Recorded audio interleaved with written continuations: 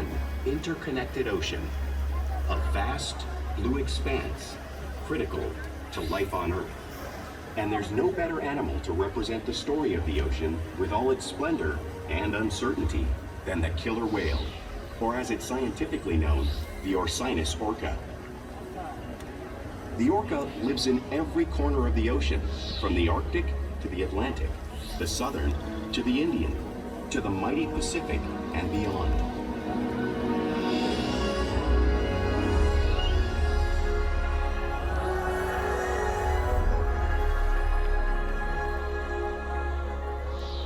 This whale's story is the ocean's story, and it is one we all share.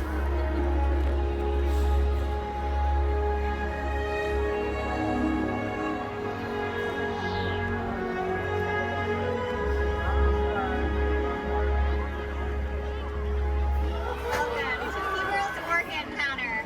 My name's Maria, and I'm so honored to introduce you to these intriguing and majestic animals.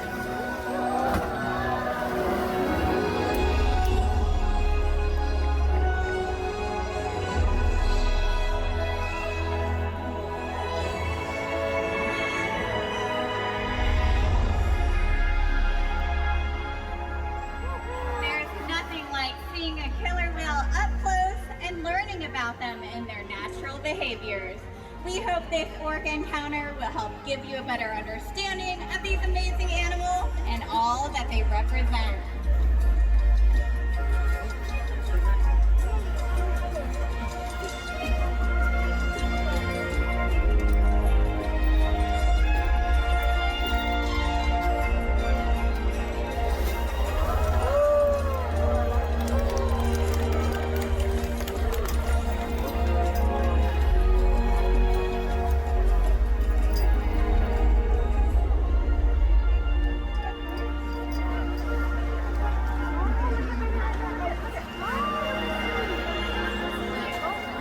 While they are found in every ocean, orcas living off the coast of Iceland are quite different than those near Costa Rica.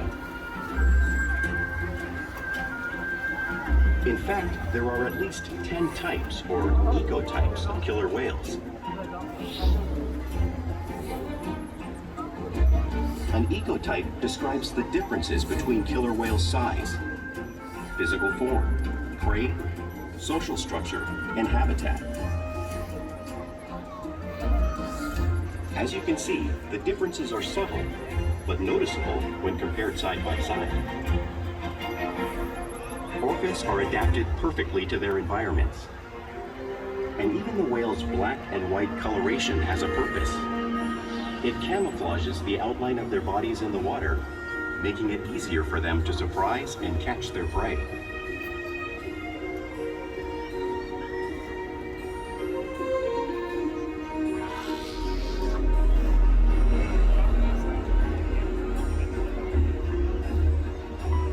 When viewed from above, the black of the whale blends in with the dark depths of the ocean.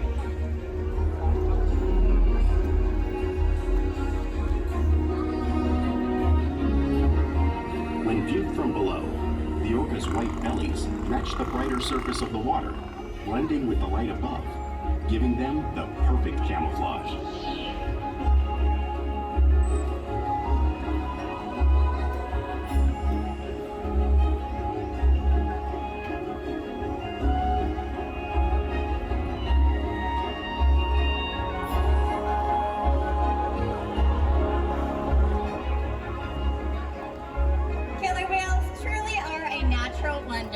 And Shuka here will help me show you some of their visible characteristics.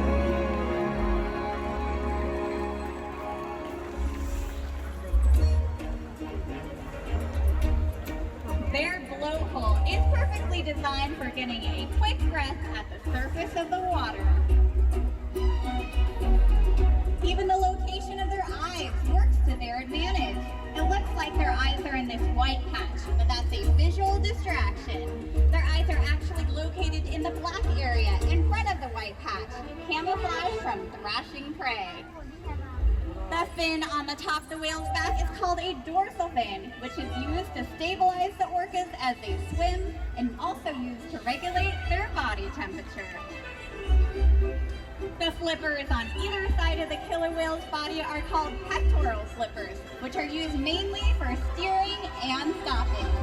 Pectoral flippers have 5 bony digits inside of them, just like the human hand.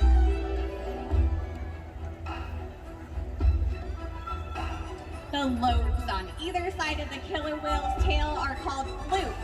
Tail flukes are the killer whale's engine, propelling them close to speeds of 30 miles per hour, as fast as a speedboat. But the killer whales swim the fastest and use the most power when propelling their nearly 10,000-pound bodies up and out of the water.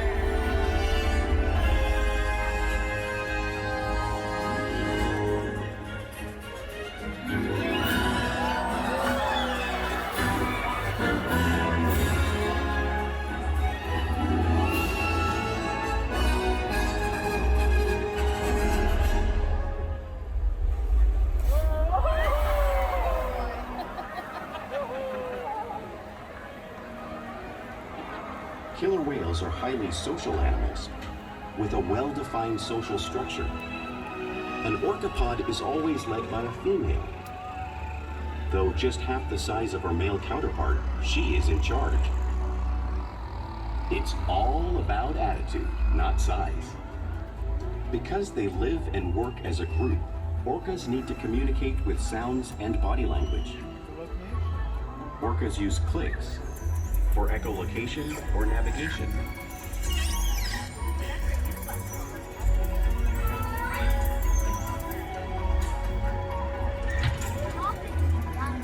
Whistles to socialize in the pod.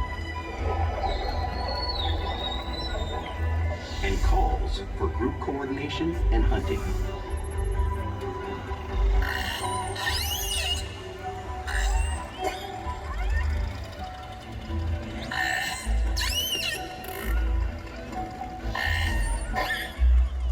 Vocal development studies here at SeaWorld show that early on, calves learn vocalization from their mothers. But as they grow, they learn from others close to them as well. This is a bottlenose dolphin call that Shuka learned and even taught other killer whales here at SeaWorld. In fact, orcas are the largest members of the dolphin family.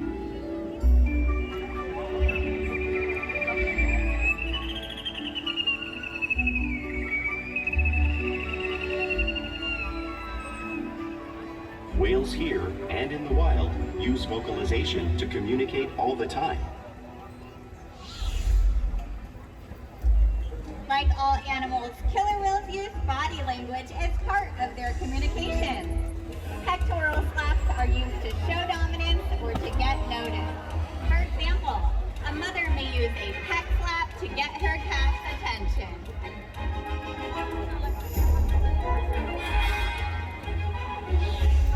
But when they really want to be heard, they reach.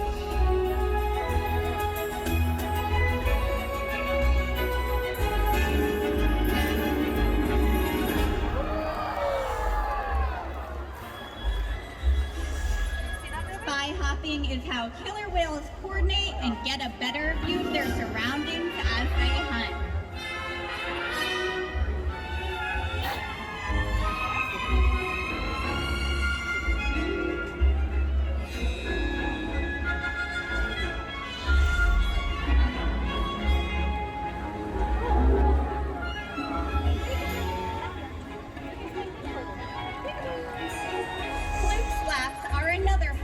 Communication that killer whales use in the wild and right here at SeaWorld.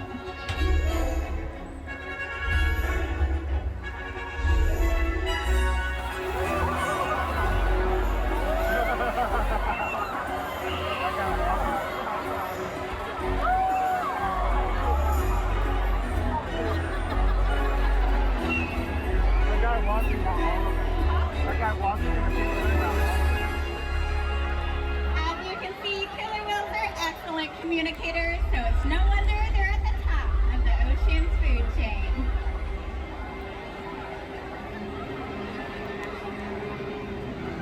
Killer whales work together to rear their young, protect their pod, and most importantly, pursue and catch their prey. Every day they cooperate, to survive in the wild oceans of the world.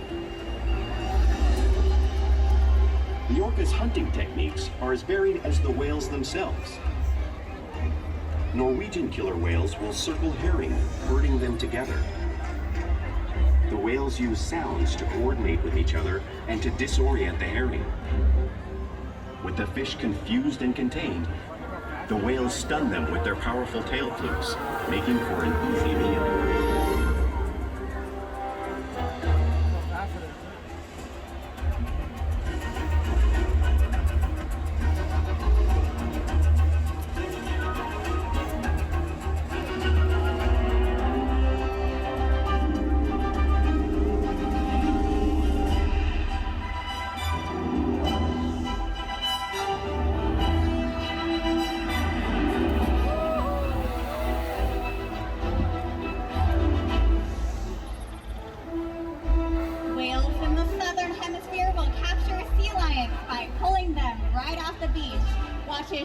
Demonstrates the same movement and behavior right here in front of all of you.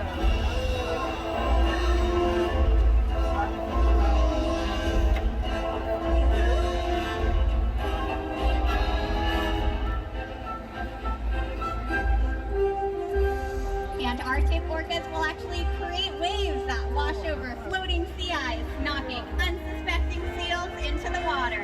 Watch as Heat demonstrates this wave-making technique, showing you one of the many complex and impressive hunting abilities killer whales have developed all around the world.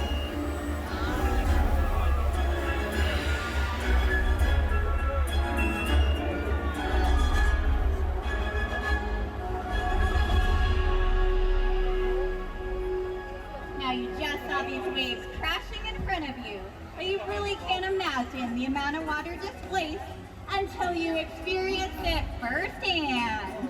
Well, luckily for all of you, you've all volunteered to feel the power of the killer whale tail. But watch out, the water is a chilly 55 degrees.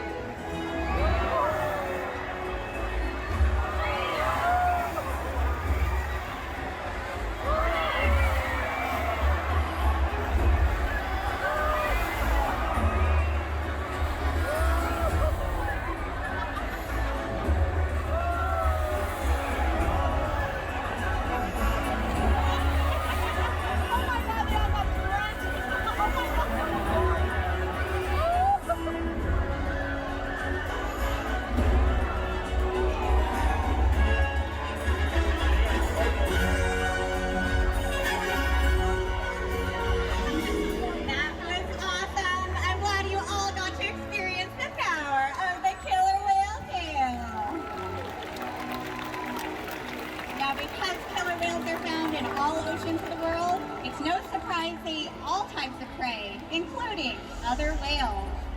On the screen behind me, you'll see the blue whale. It is the largest animal on Earth. It is 5 times longer and 50 times heavier than the killer whale. So, how does the killer whale this size prey on a whale that size out in the wild? Well, it's all because killer whales are the ultimate team players. In this example, we see the larger male orcas surround a sperm whale, forming a perimeter, while the females continue to drive the whale forward until it reaches exhaustion. The calves then move in to join the adults in the group. Whatever their prey, killer whales always cooperate and hunt together, making them a highly successful predator.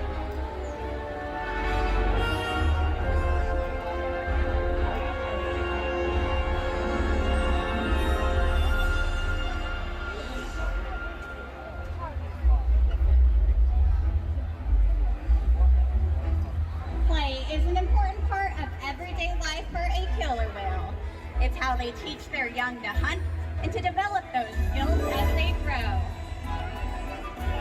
Playful side is seen in the wild and right here at SeaWorld.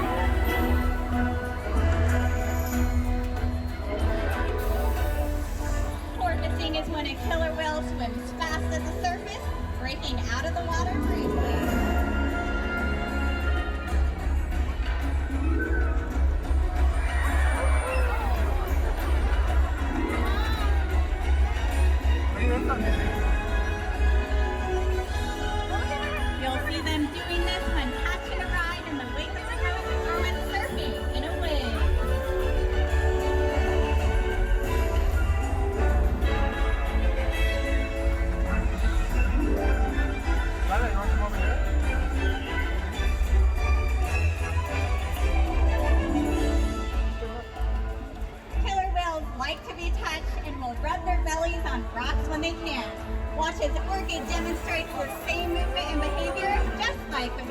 in British Columbia.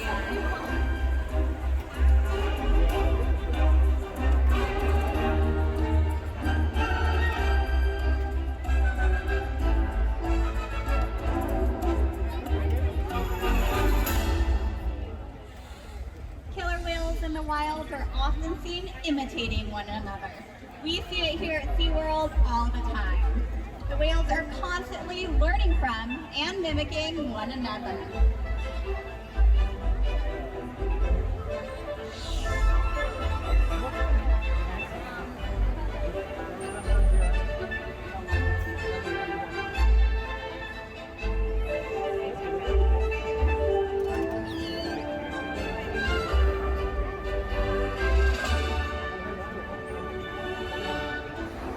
Playful behavior has a purpose.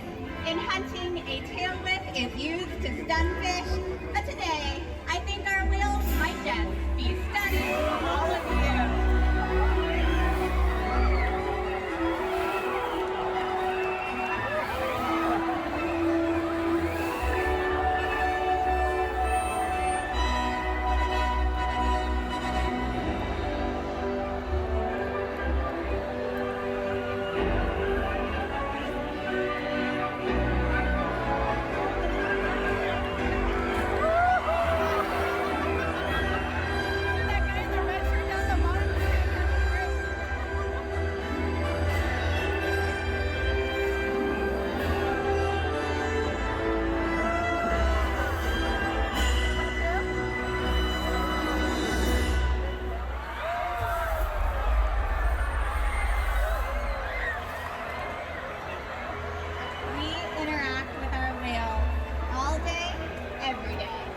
Which allows us to share trusted relationships and provide optimal healthcare, research, and quality of life. All of our whales take an active role in their own health and well-being. For example, we can ask the whales to roll over and present their tail flukes, so we're able to obtain a blood sample to monitor their overall health.